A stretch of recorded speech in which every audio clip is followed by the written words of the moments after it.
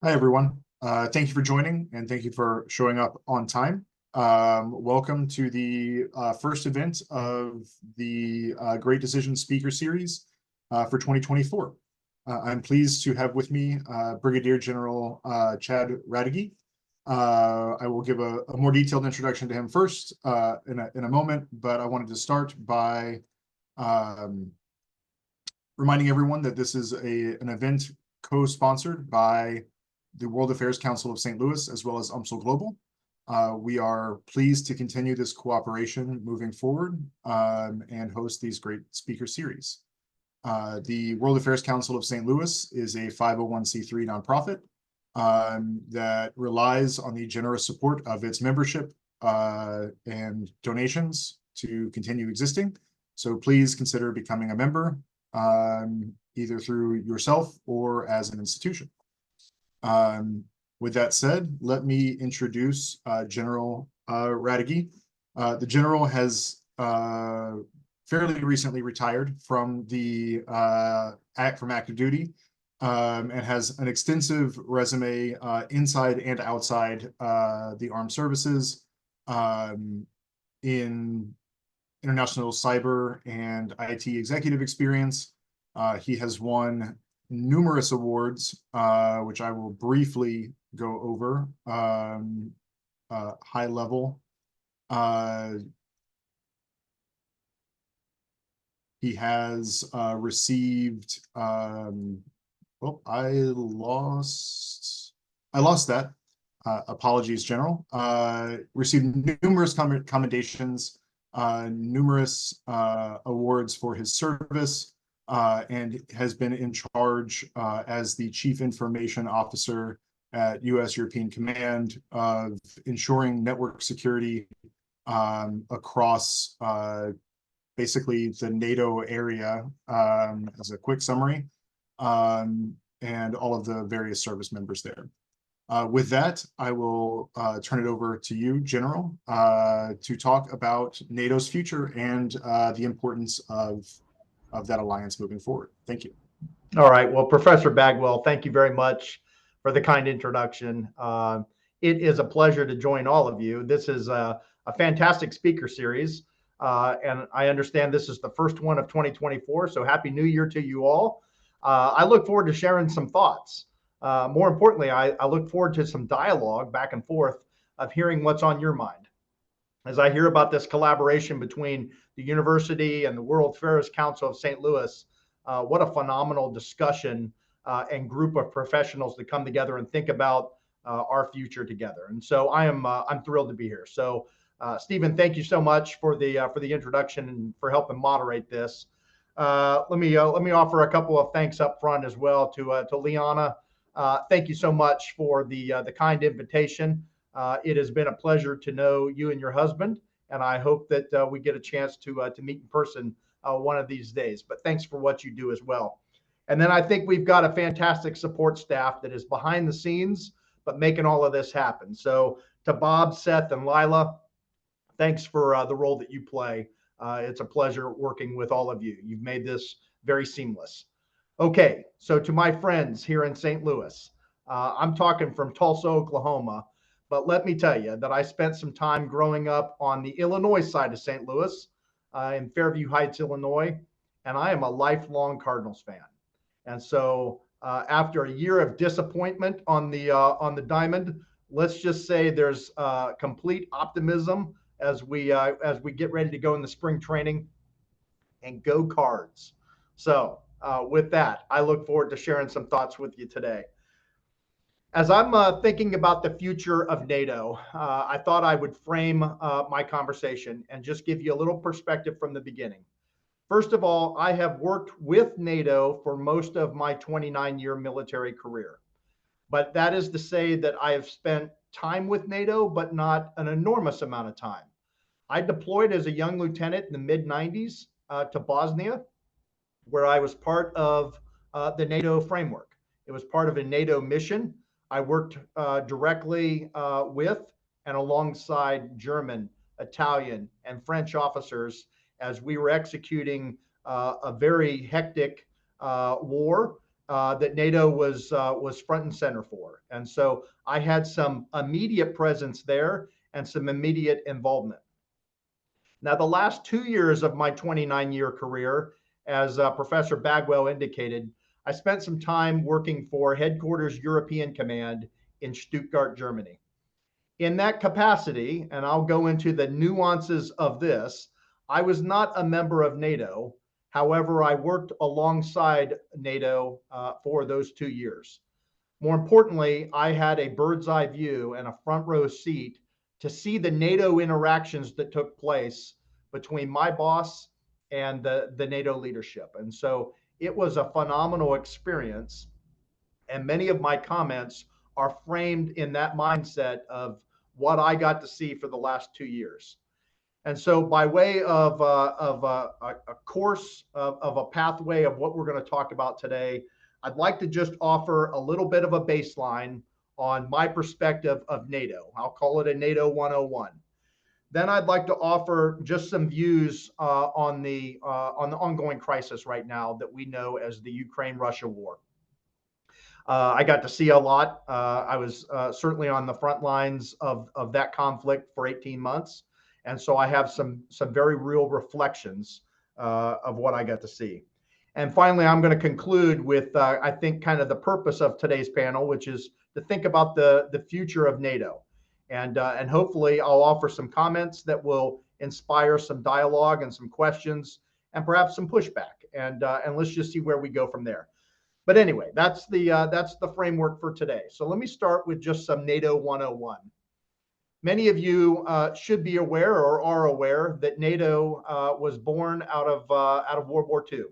So 1949 is when it was established. And believe it or not, this year we're celebrating the 75th anniversary of this unique cooperation, this unique alliance. In fact, it's actually a collective security system. And in that security system, each of the nations that are part of NATO agree to defend one another at the time of need. And so that's a pretty powerful alliance. It has been in existence for 75 years, and it has been one of the most successful military alliances that we can imagine, probably in the history of the world. Just a very unique setup in the way that these countries come together. Now, how many nations are we talking about? 31 is the membership right now. The most recent was Finland. They joined in 2023 as a result, quite frankly, of Russia's aggression in the European theater.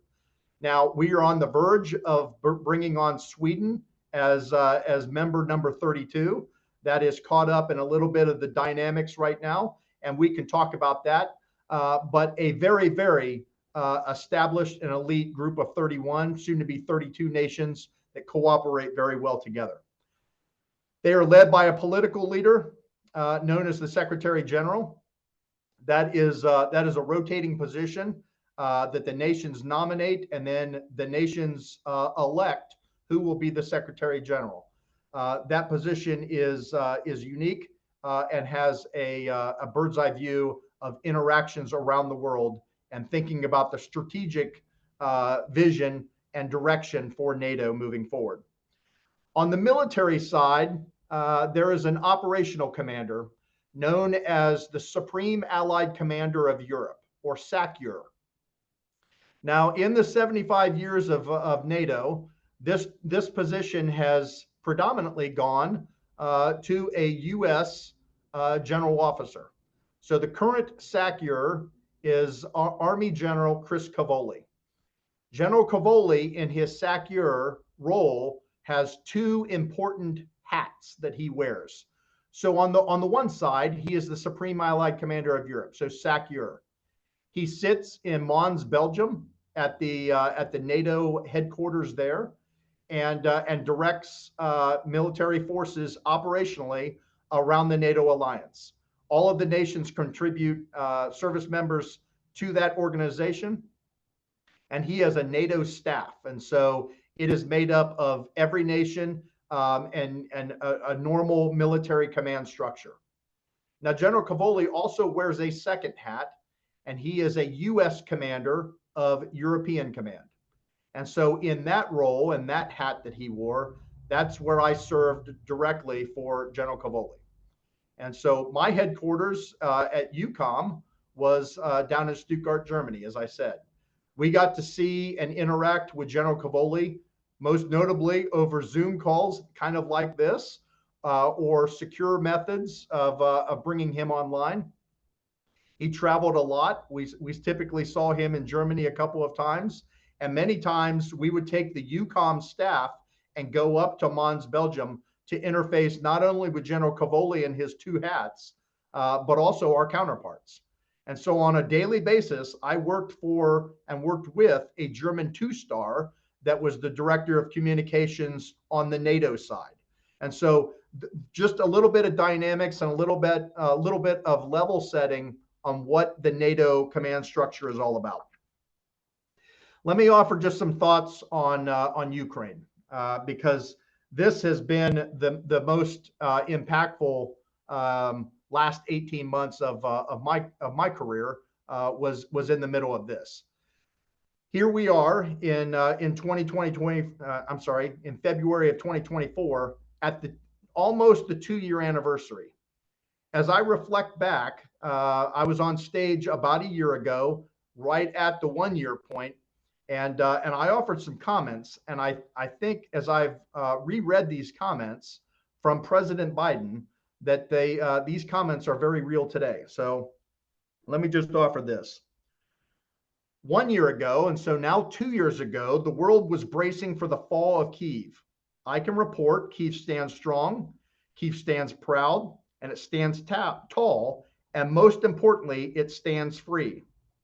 What is literally at stake is not just Ukraine, it's freedom. I thought those comments from President Biden as he went to the front lines and visited Ukraine, those comments were impactful then, and I think they're impactful now, and they're guiding exactly where we are today. Here's where we were 2 years ago when I was in Stuttgart, Germany, and watching events unfold. Our U.S. intel had very clear direction, very clear insight, and visions that we were watching Russia mass forces on the Ukrainian border. We were understanding from the intel reports that there was intent that Russia was going to come across the border. Our intel apparatus tried to communicate that to the 31 nations, to the 30 nations of NATO. At the time, there was a lot of consternation. There was a lot of disagreement on what was the intent. Russia was being very good at their information warfare tactics of talking about, hey, we're just doing an exercise. There is nothing to see here. Look elsewhere. We're no threat. We felt like we knew otherwise. There was disagreement, quite frankly, across the NATO alliance.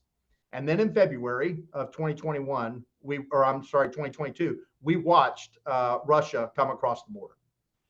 And seemingly overnight, there was a massive shift in the way that NATO interacted with one another. There was an absolute unity. There was an absolute energy to recognize this was a security situation that needed to be dealt with. There was an immediate commitment of we need to help Ukraine. We need to figure out how to stand for Ukraine, not necessarily putting forces against Russia directly, but indirectly, how can we help Ukraine stand and resist?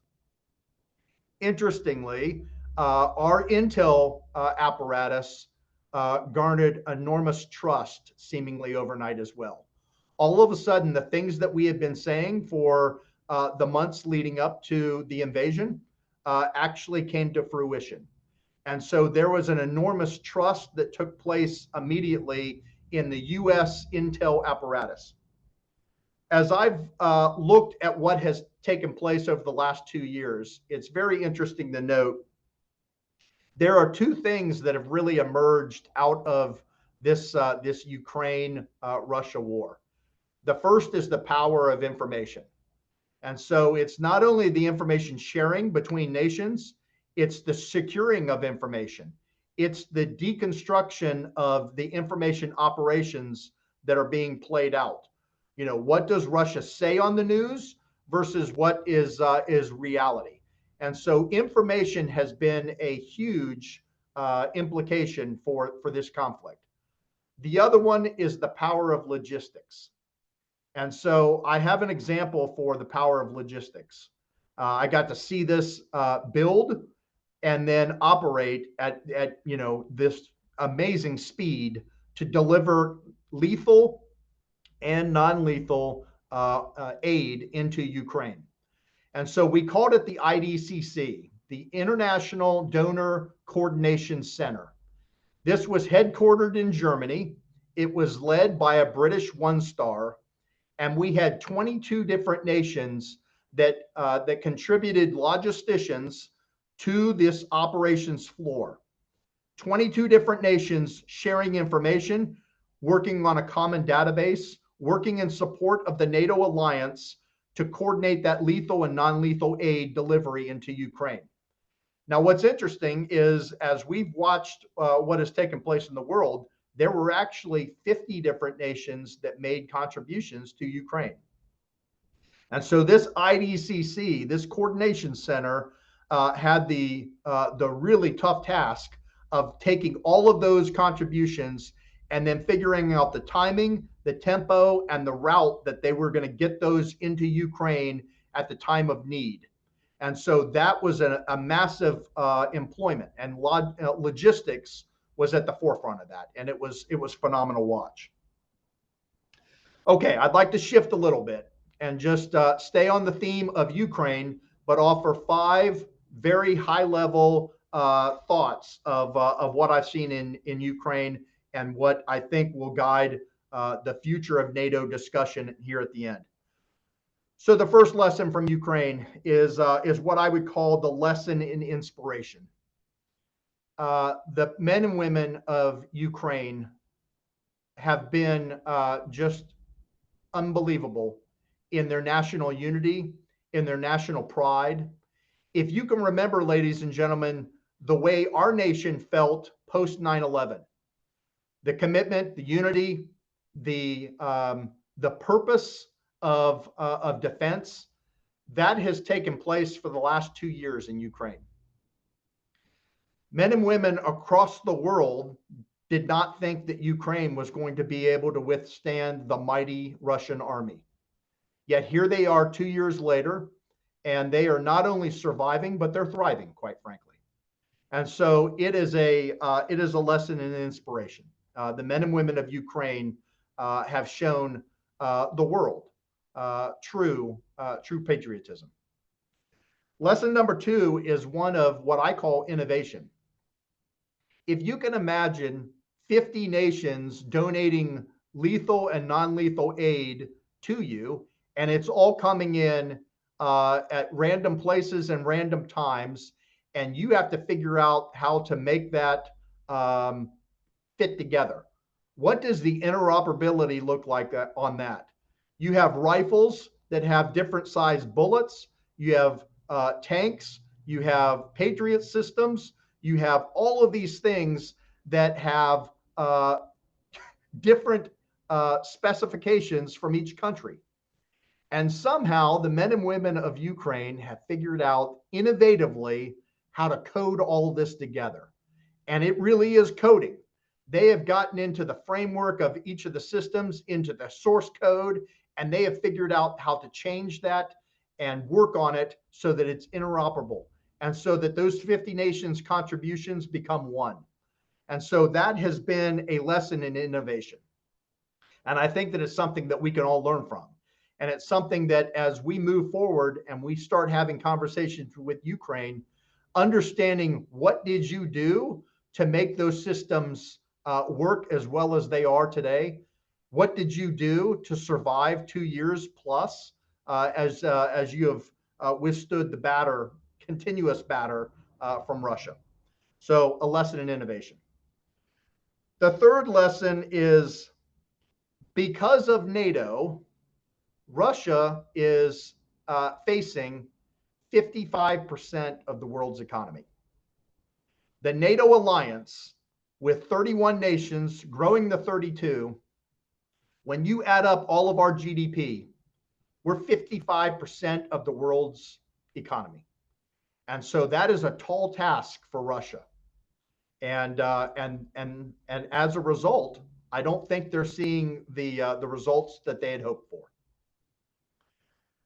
The fourth lesson is this: if Russia wins, the security implications for Europe are extreme. And why do I say that? Because this is something that has played out over and over again. 2008, Russia used the playbook that they used in Ukraine to invade Georgia. 2014, Russia invaded Crimea. Ladies and gentlemen, it is a known and stated fact from Russia that they want to restore the borders of 1991. They want to go back to Mother Russia, the Soviet Union. All of the nations that were part of the Soviet Union that disbanded when Mr. Gorbachev tear down that wall, this is what Russia is aspiring to. And so they have this playbook, they have this cycle where once they garner a little bit of success, once they get a little bit of territory back, they put these captured countries under their new flag. They have aspirations to go further. And so that we need to keep an eye on. So if Russia is successful, this is going to play out again. And so the nations that are on the front lines of Russia right now, Finland and Poland and the Baltics, these are the countries that are most concerned about what could happen next.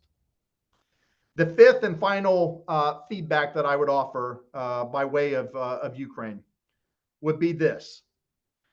At the end, if Ukraine is successful, if Ukraine finds a way to stop the conflict, they will be perhaps the most capable and experienced military in all of Europe. Now, why do I say that? Every one of the NATO countries have made donations from their own military to the Ukraine military, and they have employed that. And so Ukraine's military might has grown. They have been able to inflict losses on Russia, but they have also been able to absorb their own losses. They have grown militarily in not only size, but also experience. And that's something that I think we're gonna want to watch. Ukraine, interestingly, is not part of NATO, but they are part of the European theater. And this is going to be a relationship that we're going to want to have with them as we move forward. Okay, with that, I'd like to shift to just my final points, and then I look forward to a little bit of dialogue with you. And this is just simply back to the purpose of our talk today, and what is the future of NATO? I thought I would list out just the common pros and cons so that we can understand as a way of baseline what is being considered. On the negative side, when people talk about the future of NATO and why the NATO alliance is going to fold or needs to fold, two things come up. The first is what I call the GDP contributions. So it's the common 2%, where every nation that's part of the NATO alliance is supposed to be paying into that common defense fund, and not every nation is doing that. Previous administrations have pointed out the disconnect between who is funding and at what level. I would just offer this is very much a political conversation and a political decision, and as a military man, that's not something that I necessarily got into. My interactions with each of the militaries of the NATO nations was phenomenal, and I saw the commitment from each and every single one of them.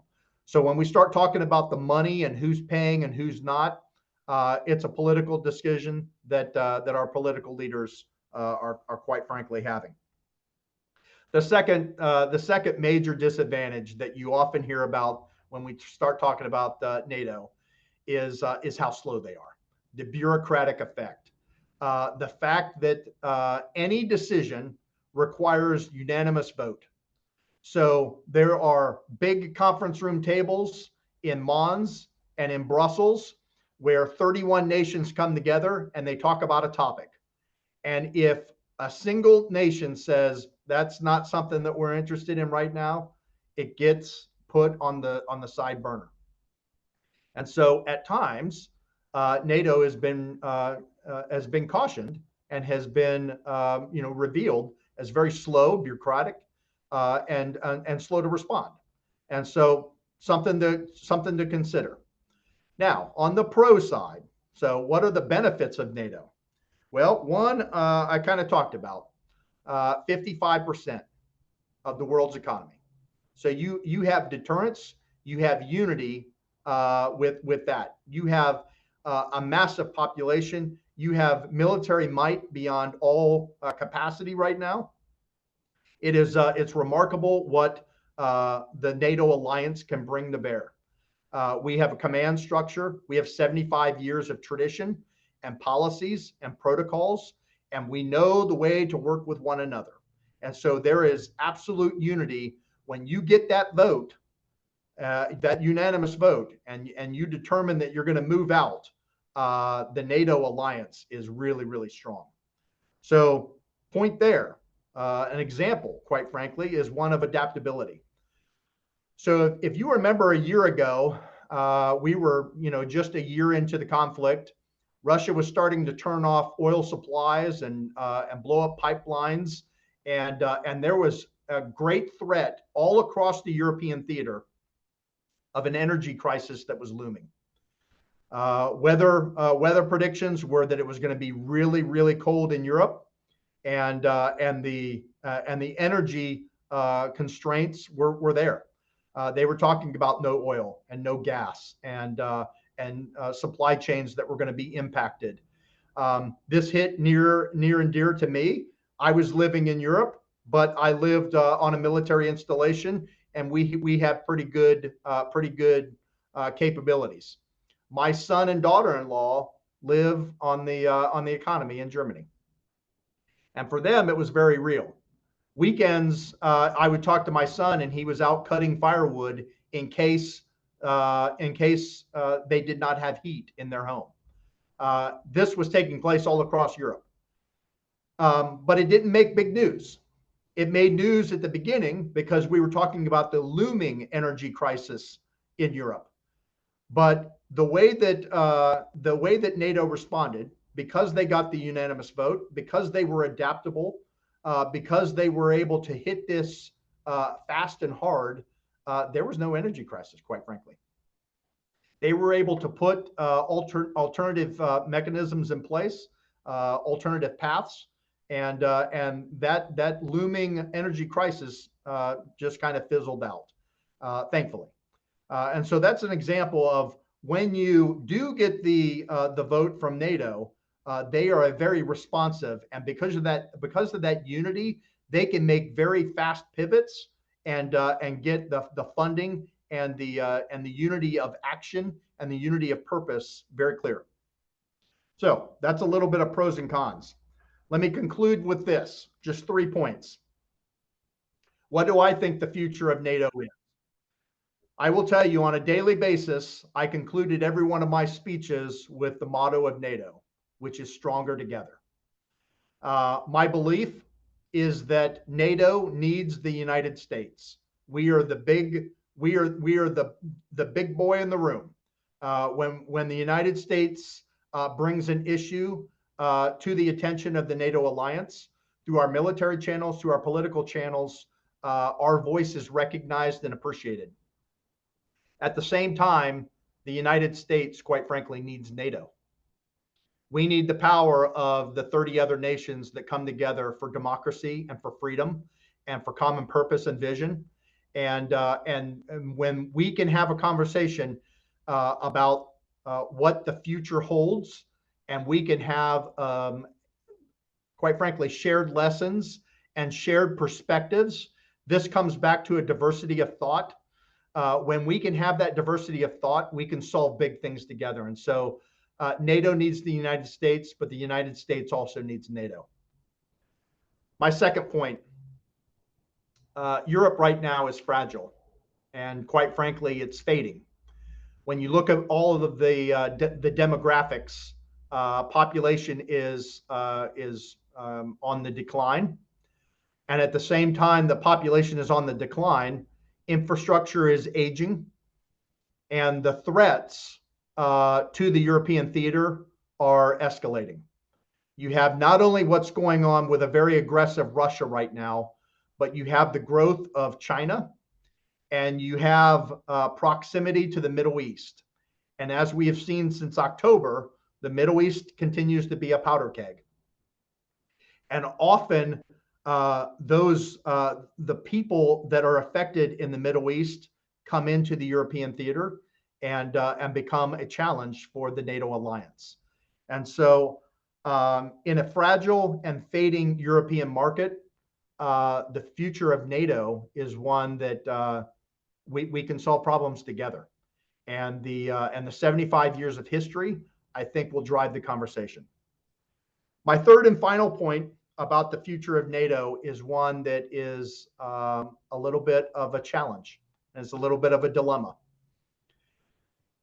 Imagine, if you will, that we have to think very strategically about the next 10, 15, 30 years. At the same time, we're focused on the tactical fight. And so leaders in the NATO alliance right now are having to think short term and long term at the same time. And that's hard. If you have played sports in your life and you have been a player on the field, can you imagine being the player on the field trying to execute the next play or hit the next ball at the same time as trying to be the head coach and thinking about, do I call a timeout or not? These are the challenges that we have right now.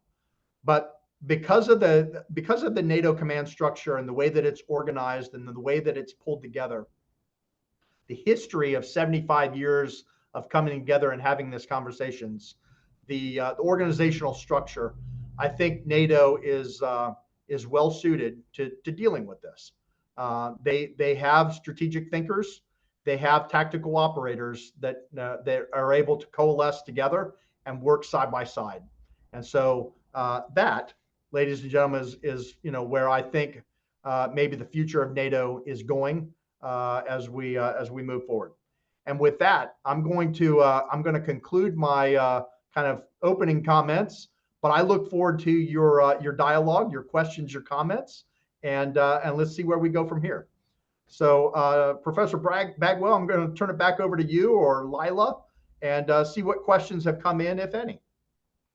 Great. While we wait on some questions to come in, I've got a couple I'll throw at you. You answered a couple that I had sort of preliminarily come up with in your key points there. I think one of the sort of overarching questions that I have, and it's something that, in political science, when we're talking about international organizations, there is often a depth versus breadth trade-off that organizations face. You mentioned recently adding Finland, currently in the process of adding Sweden. I believe Ukraine has already talked about sort of an accession agreement. I know that they have with the EU. I believe they also have with NATO. We also see countries like Moldova that are dealing with growing threats from Russia, attempting to join. But because the institution requires unanimity to proceed, does NATO become a less effective deterrent the more countries it adds, or does it become more effective? Does size equal more power? At what point is there sort of a trade-off there? That's a great question, and it does offer a trade-off. Size does not equal might, but I think what NATO has done very well over the 75 years has been bringing in capabilities, bringing in countries, and finding the best of breed from each of those countries. What does this particular nation do very well, or where in the alliance does this contribute? I reflect a little bit with Finland. You know, as Finland was looking to assess into NATO, I had several trips where I was working with my Finnish counterparts to understand their processes, understand their demands, understand what they did or did not have, so that we could figure out how to bring them in appropriately. Let me offer this on Finland.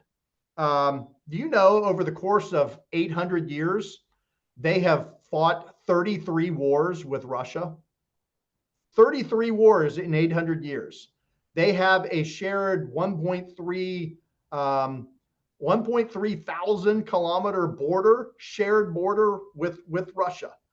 And so, you know, when Russia starts talking about 1991 borders, or they're showing such aggression, that is very real and dear to the Finnish people. What I have seen with Finland, for example, is that they are their national identity and their national pride is rivals anything I've seen around the world. You know, Ukraine is showing that, and I highlighted that.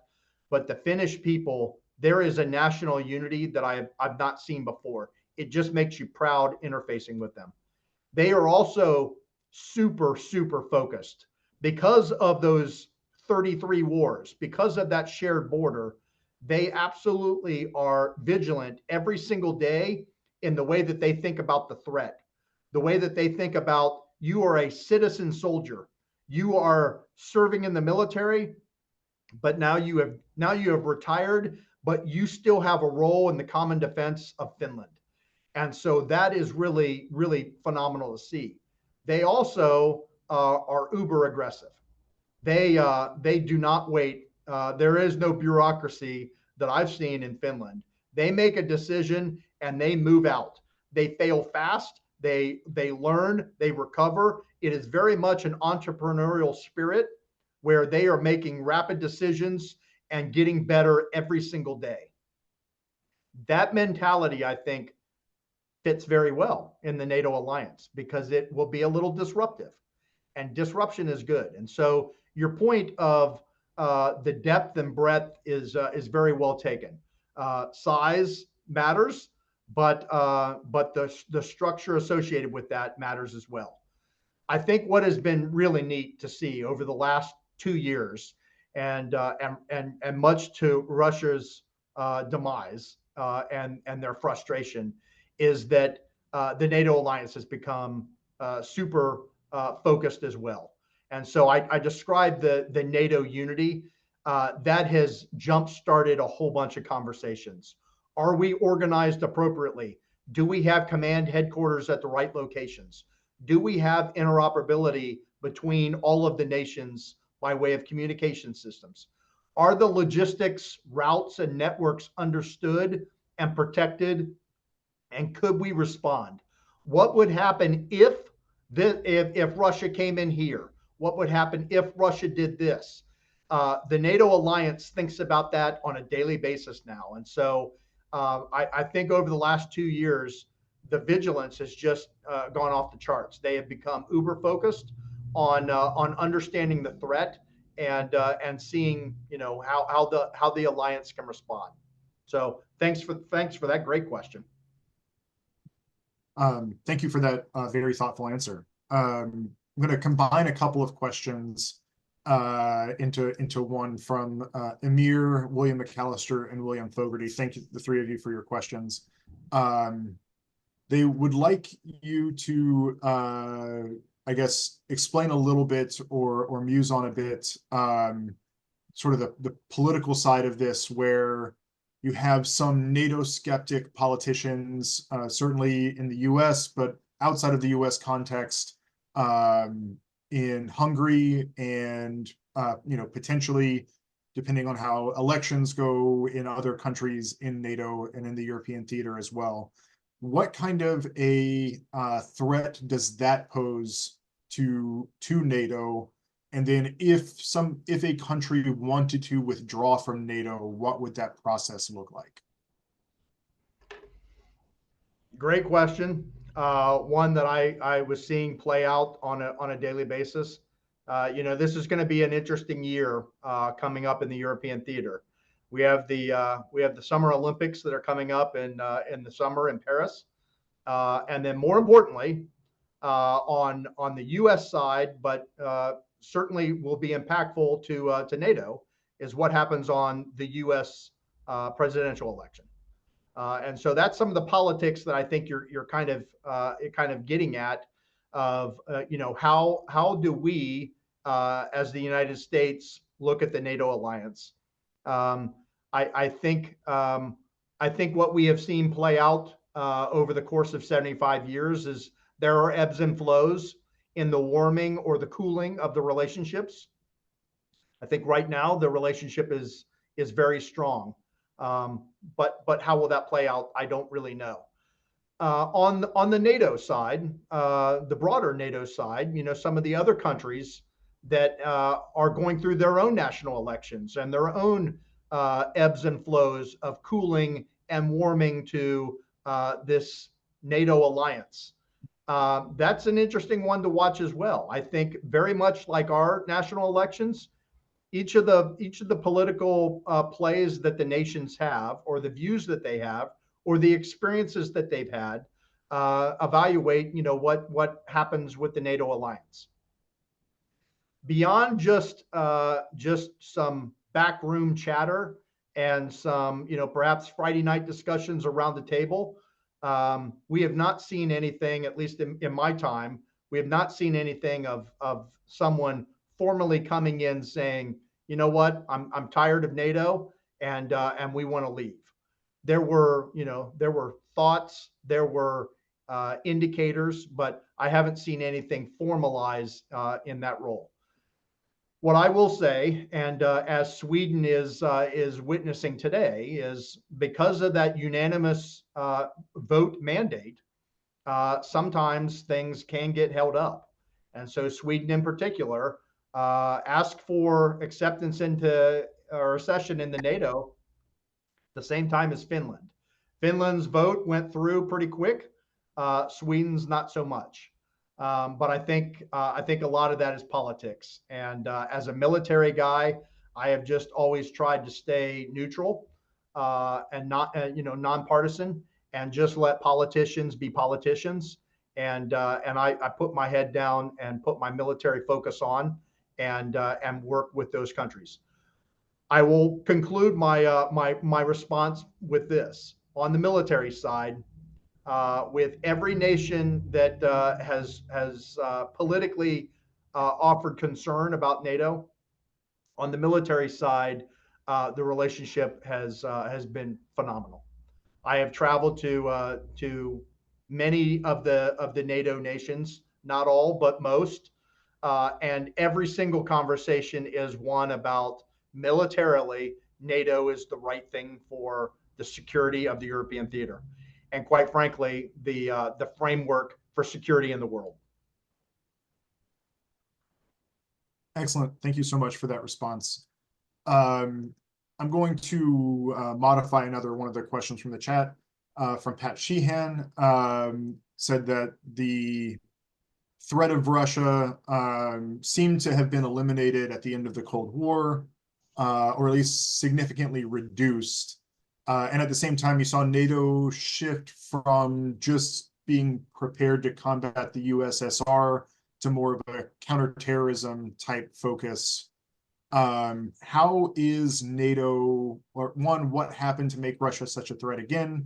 And then two, how does NATO handle that sort of dual purpose, counterterrorism and or counterinsurgency and counter Russia mandate or responsibility? Wonderful question. Thank you for that.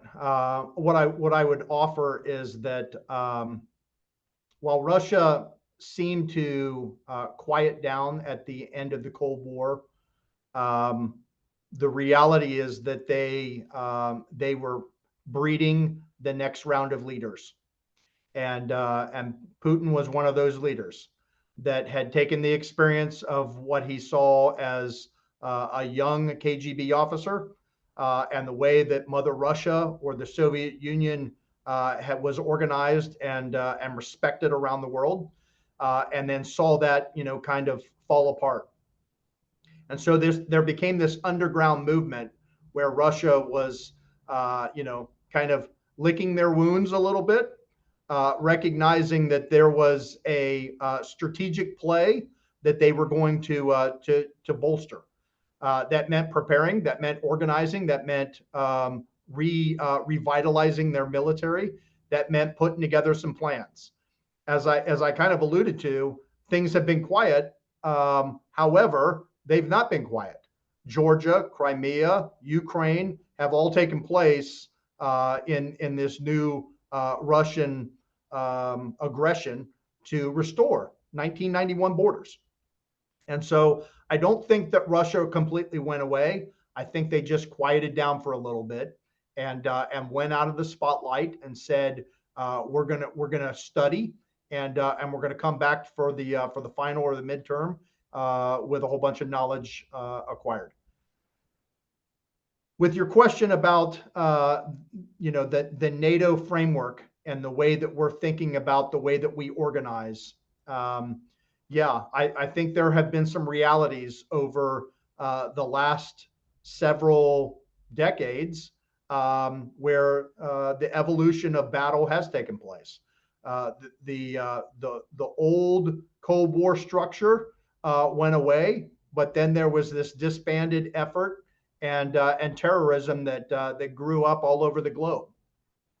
And so, we had to evolve. The United States military evolved to the way that we executed missions. The NATO alliance as a whole responded. We in the United States went through 9/11. 23 years ago, almost 23 years ago. And so we have been in this revised battle. The European theater has had their own terrorism. Countless examples of terrorists growing capabilities in the European theater, and then executing missions and killing and harming civilians. And so the NATO alliance has had to adjust as well.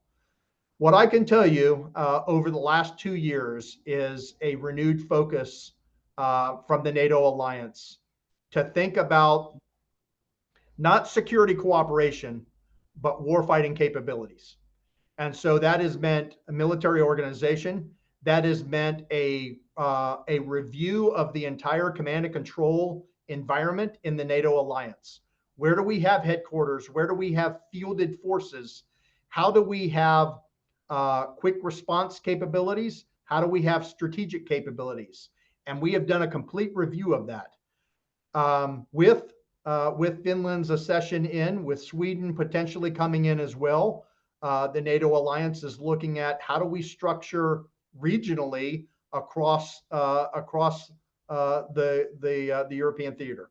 And so we have looked at where do we put headquarters and what command structures do we have, and all of those types of things. I mentioned General Cavoli, my four-star Army boss that was dual-hatted as both the European commander as well as SACEUR, the Supreme Allied Commander of Europe. In the past, and over the last 20 years, those have been two separate staffs. And what I saw over the last 2 years is a real drive to unify those two staffs, so that we had similar processes, we had similar reporting structures, and similar intel feeds and information sharing back and forth. And so the number of times that I saw the General Cavoli's NATO staff come to Stuttgart, Germany to meet with us, and the number of times that I went up to Mons and Brussels to meet with our NATO commanders was increasing. And so there is a real drive of making two unique staffs really one functional staff. And so there is there is great promise in the way that that is coming together. There was commitment from the NATO alliance. Again, unanimous vote that this was the way that we needed to move out. You know, we have a saying in the military that you know, often it's important to read history so that we understand where we have come from and how we have evolved. But if we're building the structure based on history, we're going to fail. You have to think about the new environment, which is why I circle back and say the conversation with Ukraine coming out of this conflict, coming out of this war, is going to be a really, really important conversation for us to have, because they're fighting a whole new war. They're fighting a war that we have not seen before. When you think about the number of drone attacks that are taking place, what does not make the news is the number of cyber attacks that are underway daily, hourly, that are taking place. When you think about the way that the Ukrainians are able to resiliently withstand these drone attacks that are coming in, it's a whole new level of war. Many historians are calling this the first cyber war, for example. And so there will be lessons that we need to learn. And so part of our dialogue, part of the NATO alliance's command structure's decision is to look at not the way that we used to fight wars, but the way that we need to fight wars moving forward. And that's about understanding what is taking place in Ukraine right now, so that we can build that and be able to put that away quickly if it comes to that. Fantastic. Thank you so much. I have a few more questions here in the chat. I want to be respectful of your time, so I'll try to get through them relatively quickly. How seriously do you and NATO take the potential of Russia's use of nuclear weapons in Europe? Oh, very, very much so. This was a daily conversation at of course higher classification levels than I will detail. I'll just tell you that we are taking the threat very seriously and watching very closely. And so it is, yeah, it's one of those things where if Russia is backed into a corner where where they feel like it's the last resort, that's dangerous. And so it was occupying a lot of leader time. Thank you. Question from Liana. What is NATO's sense of using the growing resistance of the Russian people against Putin? What are NATO's tools to help strengthen that opposition base? Great question, Liana. Thank you for that. Yeah, I think you're hinting at information operations and how do we communicate into Russia that we are not trying to destroy Russia, we are trying to end the conflict and the bloodshed. And so we are seeing the continued growth of frustration and resistance from Russia. At the same time, we get this interesting, reports that officially come out through the Kremlin that indicate, their national unity is stronger than ever. And so it is very much a mind game. It is very much an information operation that is taking place. What I can tell you is that the NATO alliance and the United States of America are interested in communicating with Russia, to the people of Russia, that we want this conflict to end. We want peace. We want the bloodshed to stop. And so we're looking at mechanisms to do that. In the interconnected world of the internet that we know and love in the world today, Russia is isolated. Russia has put blocks in place to allow or not allow Western thoughts and ideologies to come into their area. China does the same thing, and so this is an evolving battlefield of the future, of one of information operations and information warfare. Thank you. very thoughtful response. I'm going to try to get two more questions in and then turn it over to you for sort of final thoughts.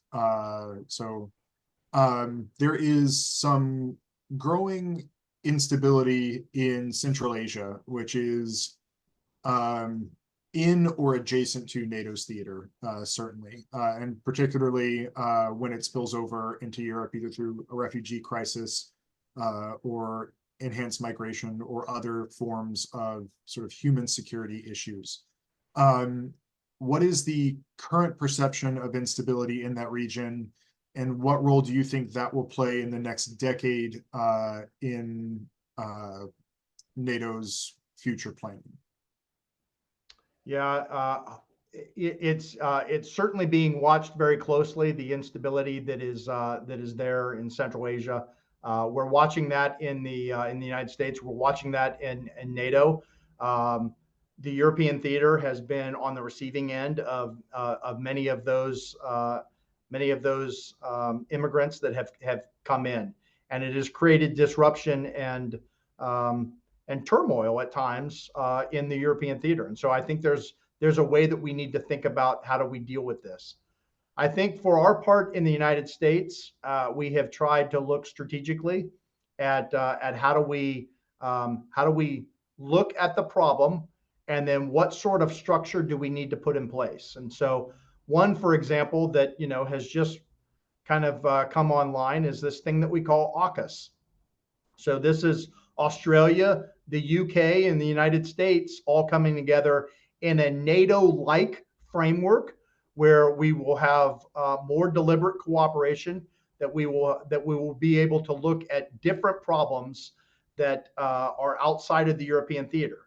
So now this is almost kind of a worldview, because Australia sits in a unique and strategic location on the globe, and so part of those demands in Central Asia are near to their theater and near to the areas that they're focused on. And so this new arrangement, I think, will help inform not only AUKUS but also NATO as a whole. So one that we're watching very closely, and there are implications. Excellent, thank you. Question about Turkey specifically. It seems that Turkey is sometimes at odds with NATO. They're the ones that have been blocking Sweden's accession. How does NATO balance and have also signed sort of security agreements with Russia, at least for buying military goods and things like that as well, kind of in a weird intermediary position in the international system. How does NATO balance having a member that does not seem to be not just fully committed to NATO, but like partially committed to NATO and partially committed to what I presume NATO would say is its chief adversary at this point? Yeah, it's an excellent question, and one that I don't know that I have a good answer for. I will tell you that it's political. These conversations have to take place at the political level between leaders. Militarily, Turkey is still vital to the alliance and to the United States. In fact, I have served in Turkey. I have gone through and been at Incirlik Air Base, where we were launching operations and had full support of the Turkish government. There are conversations militarily that take place, especially in the NATO lens, where we start talking about interoperability. Interoperability is concerned and is concerning when you're wanting to go out and buy capabilities from another country that doesn't fit into the NATO alliance very well at all. And so there are military conversations that take place, but the politics really don't enter into the military dialogue. We let the politicians do that. But Turkey has been one of the one that many folks have pointed a finger at to say, hey, there's an example of that unanimous vote that this is how you can stymie progress. This is how you can hold up success. Thank you. I know I said two more questions and then I would turn it over to you, but we just got a really good one in the chat and I would feel remiss if we didn't address it. Please. Tonight, a new Putin interview will air. Is there any strategic value to be gathered listening to that conversation versus the propaganda value he will gain to those who will end up supporting him from it? I was not tracking that there was going to be a Putin interview or a Putin address, but I would always encourage you to listen because I think that it goes to the you need to inform yourself. You need to understand what Putin says versus what he does, and you can only see that by listening to his words direct. And so, if there's an address that you have an opportunity to listen to, boy, I'm gonna try and find it as well because I'd like to hear. It was very interesting. My last 2 years on active duty, we would get kind of real time play. We would watch some of those addresses and we would watch what was said, but we would also watch what was happening on the battlefield or around Russia itself, and there was a huge disconnect. And so it's the way that you inform yourself. Similar to our own politics, you need to listen to both sides because the truth is somewhere in the middle, and we have polarized the news so much that if you only listen to one side, you can only believe one side. And it's important to inform yourself by hearing both sides and using your brain, and using your own experiences and mindset to develop your own stance. So I'd listen. Fantastic. Really appreciated that response. So we'll turn it back over to you for closing comments, but if I can shape them a little bit. You mentioned that the US needs NATO and NATO needs the US. To me, it struck me as a waste of it would be a waste of the massive capabilities that the US has to abandon that partnership, right? You mentioned that we had intelligence that Russia was going to invade Ukraine. We tried sharing it with NATO and we couldn't really get them on board. And that's certainly frustrating. But we didn't feel like there were certainly things that I have no doubt that we did as a unitary actor outside of NATO. But the capabilities of NATO alongside the US just seem to drastically outpace what the US could do on its own, right? 55% of the global economy. You've mentioned other intelligence capabilities, other military capabilities that maybe we are not as specialized in. So I think in addition to any other closing thoughts you have, if you could also make a sell to the American public about why supporting NATO is vital to American security, European security, etc. An excellent point, and I'll do my best to make my sales pitch. I think what we have witnessed the last 2 years in particular, and the 75 years of history, is that there is enormous sense of purpose and sense of vision for democracy and freedom itself that stems from the relationship of the United States, Canada, and the European theater. And so we can take the lessons and the structure and the conversations that we have recognized there and ripple those around the world. Why does the US need NATO? Well, you indicated the 55% of the world economy.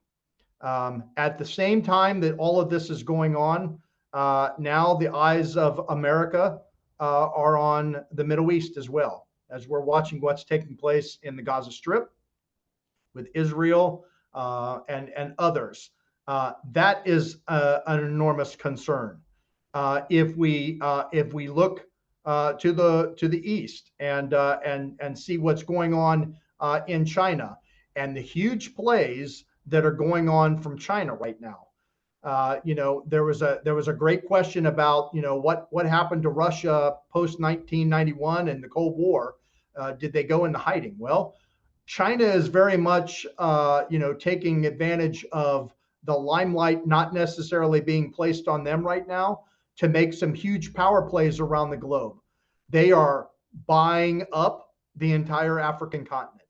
They are buying up an enormous amount of commercial real estate and capabilities in the United States. They are absolutely active in cyber. And so in cyberspace, our intellectual property is under continuous attack. They have a beeline in Silicon Valley. They want to see where our entrepreneurs are going, and they want to try and jumpstart their own economy by stealing that intellectual property and making it their own. And so my point is this: the United States needs NATO because we need like-minded patriots that are going to stand for freedom around the world. And at a time where the United States is looking at a whole bunch of other hotspots around the globe, the ability to have a forward presence in Stuttgart, Germany, with a military four-star commander that is focused on that theater and has established relationships with 31 fantastic countries, that's important for us. And so let's not be nearsighted. The history between the United States and Europe is a strong one that we must continue moving forward. General, thank you so much for your time and for your knowledge and your expertise and for sharing that with us. I'd also like to thank the audience. Thank you for your questions and your attention and your attendance. This was fantastic. I feel like I could probably continue peppering you with questions for another hour, and I'm sure the longer we let it go, the more questions would come up in the chat as well. But like I said, I do want to be respectful of your time. So thank you once again, General Raduege. Stephen, thank you very much. Good seeing all of you. Hope to see you around. Thank you very much. As a reminder to the audience, these programs are only possible because of the support of membership in the World Affairs Council. So please become a member of the World Affairs Council today. You can find information about how to do that down there in the chat. Please also keep in mind, we're doing these events every other Thursday at the same time. Our next event will be on the trade war or trade economic competition between the US and China with Claire Chu, who is a senior analyst at Jane's Intelligence Company. So thank you all again for being here, and have a great day. Thank you so much.